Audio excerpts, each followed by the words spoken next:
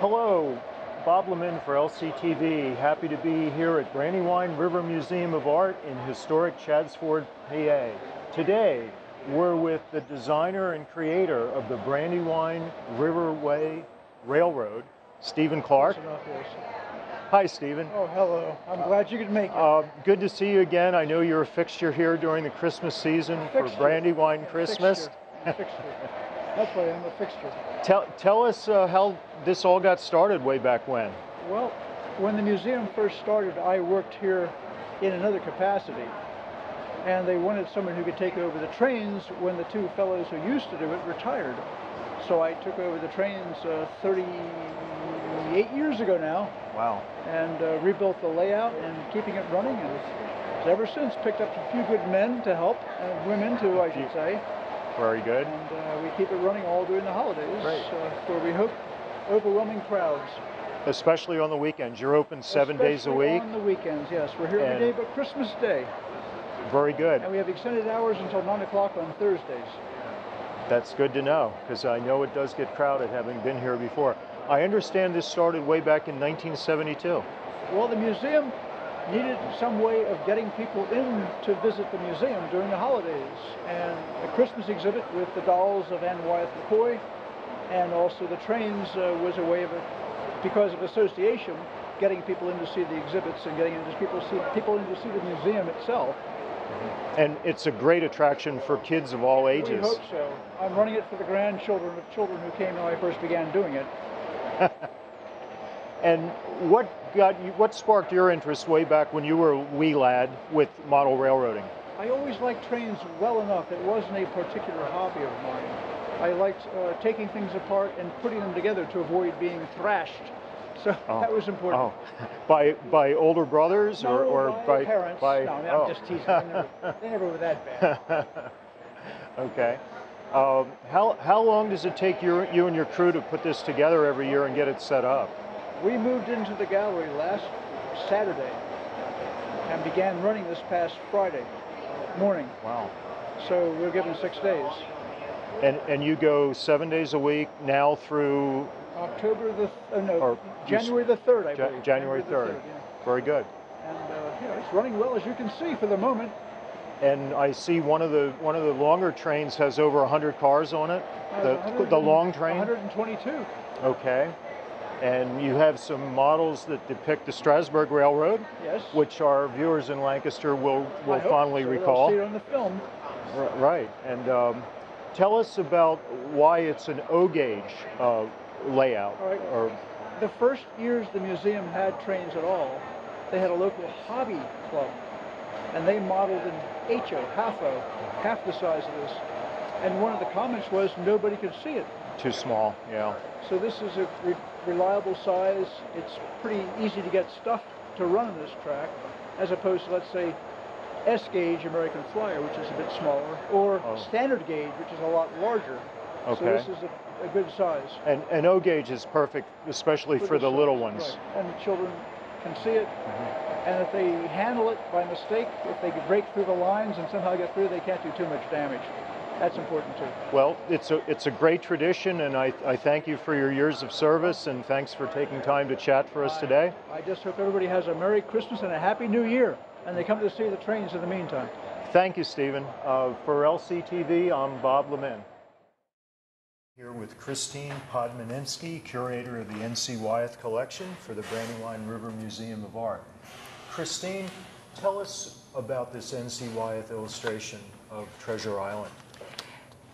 Well, in 1911, N.C. Wyeth was commissioned by Scribner's. It was really his first big Scribner's commission to do a new edition of Robert Louis Stevenson's Treasure Island. So he, throughout that summer, he created 17 paintings for the book, and we're fortunate to have probably about a dozen of them that hang regularly here at the Brandywine River Museum, and they are just the most fabulous paintings.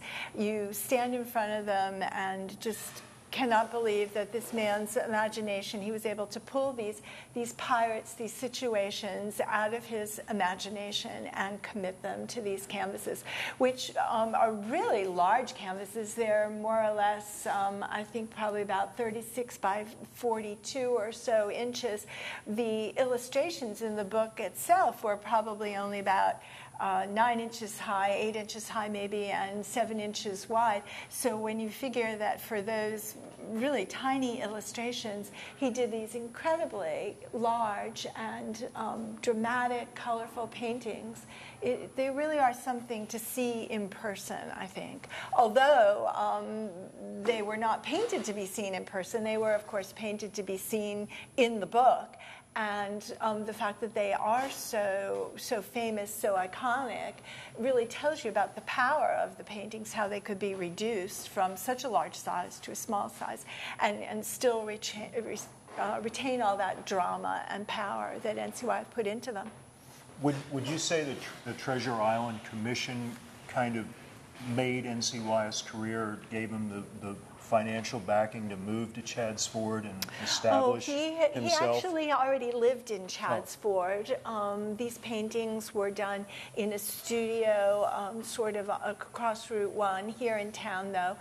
What they did give him was the money to make a down payment on the land where he eventually did build his house and studio. So these paintings definitely were the reason he settled in Chadds Ford, if you will, the wherewithal that he used to settle in Chadds Ford.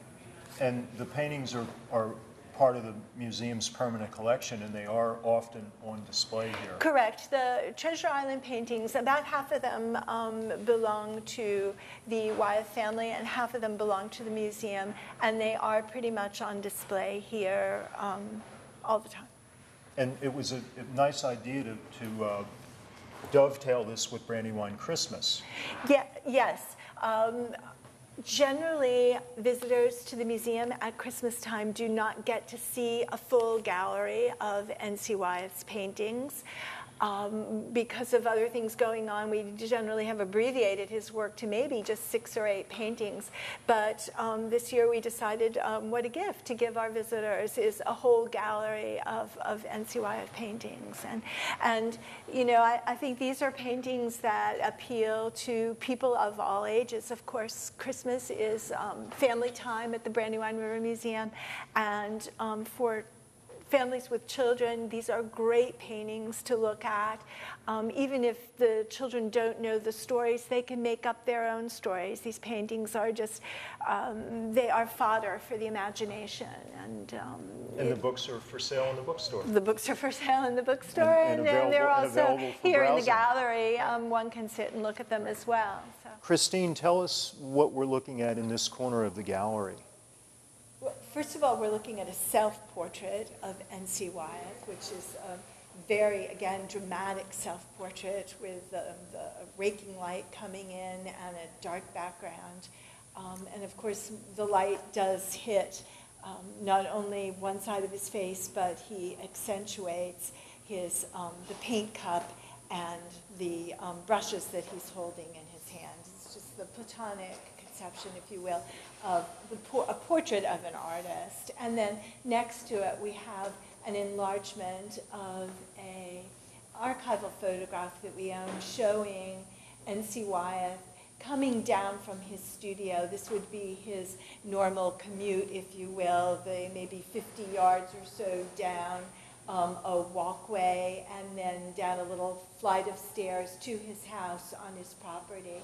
I love this picture. It shows in the background N.C. Wyeth's studio with its most prominent, if you will, architectural feature, this pointed roof, and then a very high, probably, maybe 2.5-story Palladian window that is the artist's true north light. It let in the light that N.C. Wyeth used to paint his paintings in the studio.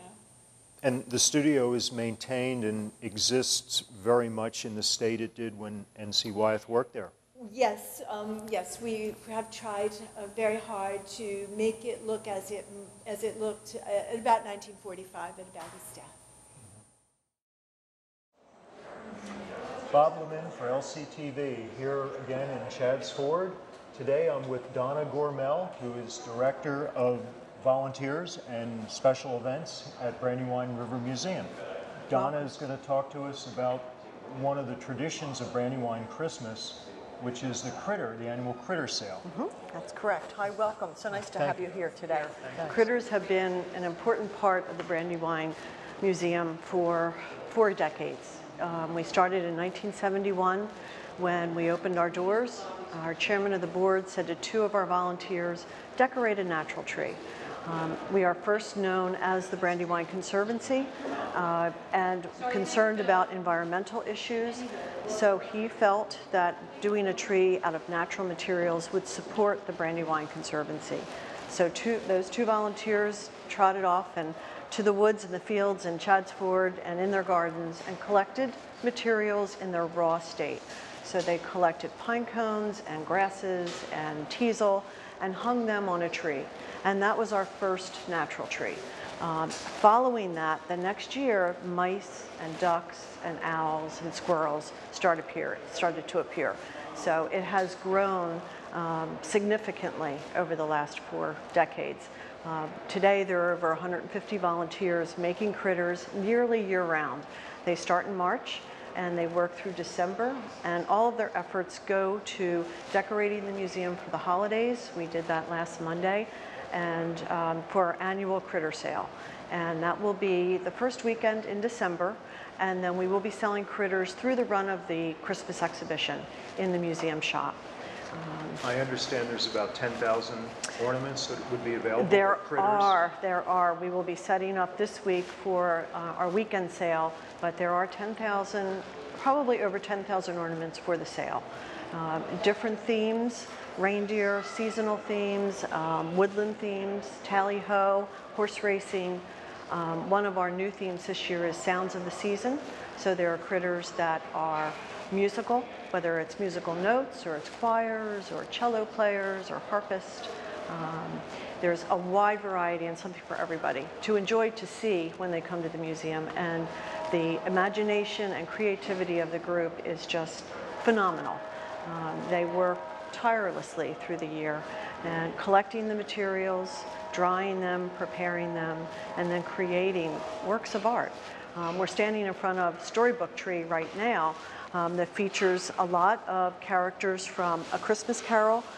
You'll see Jacob Marley and Tiny Tim and Dr. Seuss characters on this tree. And here is a tree all with bears in all manner of activity, whether they're riding bikes or they're eating, but they're mainly made out of teasel. That's the main ingredient in critter making. And that is something we collect in August locally. And at this stage of readiness, and everything is adhered using a glue gun. Volunteers work 3 days a week here on our campus, and many of them work at home additionally, and also coming to the workshop. And some of these volunteers have been with you over the decades. They have. We have one volunteer particularly has been here since we started the program, and Jan is still making critters today. I understand you've been here for more than 30 years. I have been. I've been here 33 years and love being here. It's a great place, wonderful people, absolutely. Tell us about the wreath, the big wreath on the outside. As you approach the museum and on the front of the building, there is a wreath that is 18 feet in diameter. It's made out of yew and blue spruce. Don Orner, who is a Lancaster resident and volunteer with us, Don spearled that event and that task 2 weeks ago. And we had 60 volunteers making that wreath and finished it in about 3 hours. But Don is, a great docent here and a great volunteer, and he also took on that project for me last year and is continuing to do that. It's a great photo opportunity. It on is. The outside of the building in front of the historic Charles Parks Absolutely, sculpture, Boy with Hawk. Right, exactly. And, it's magnificent. For someone that maybe has not been to Chadds Ford at this time of year, Yes. for Brandywine Christmas, tell them what they've been missing out on. all these years? Oh my goodness. Coming here is like really nothing else. Just minutes before you came, I was talking to two couples from Reston, Virginia, and they work at a nature center, and they were just really blown away by the creativity of the critters and the imagination. And they were taking photographs right and left, and were very, very complimentary of that. And it is a tradition, as the trains are, and as the dolls are, and as our wonderful collection of art. There's something for everybody, and there are events throughout the whole holiday season. And Critters has been a major fundraiser for us. In 2011, we crested the $1 million mark in raising funds to support the organization and to purchase art for the museum's collection. That's wonderful. And we have now added art education and programming to that through benefit. And the critters are affordable. They are. They're They wonderful range in Christmas gifts. That's a good point. They range in range in price from $5 to $50 as an average, and they go up to $250 for tabletop, dining room tables, mantels, those kinds of displays. And like you said, they are original works of art. They are, and they're environmentally friendly, and they're unique, and they are works of art. Great. Donna, thanks for chatting with us about Brandywine Christmas and the Critter sale. Good luck with this year's sale. Thank you so much. Happy holidays to you. And from Brandywine River Museum, I want to wish happy holidays to our viewing audience. Signing off for LCTV, this is Bob LeMin.